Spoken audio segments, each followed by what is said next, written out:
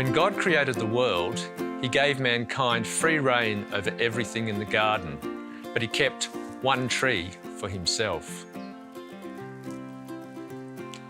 That tree, the tree of knowledge of good and evil, was set apart. While that was a restriction in mankind's stewardship, it was also His greatest blessing. The presence of the tree gave Him the freedom of choice.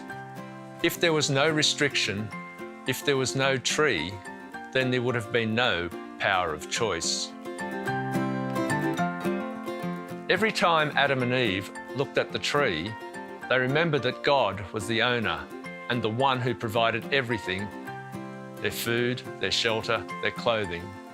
That's the freedom of dependence that God offers.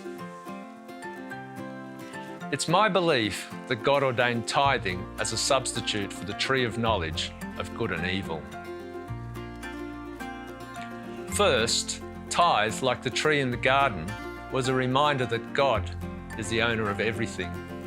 Every time you return tithe to God, you're reminded that He is the owner. Secondly, tithing keeps the owner-manager relationship clearly defined. If God is the owner, then my role is to be a faithful steward. Tithing, you see, is a matter of honesty, a matter of obedience. God asks us to give the right percentage in the right priority to the right person for the right purpose and to the right place. We may feel that we're losing something when we tithe, but God promises that if we are obedient and honest, He will protect us and provide for us.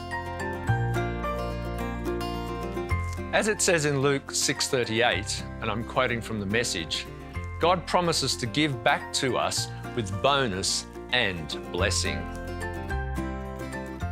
And with respect to our honesty, the prophet Malachi poses this confronting question: will a man rob God?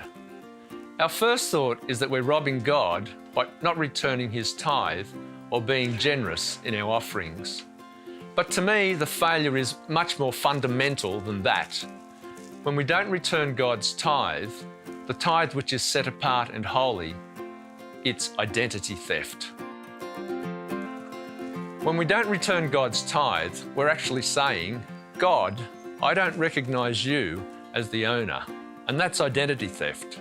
We're robbing God of His identity, just like Adam and Eve did when they ate the forbidden fruit from the tree.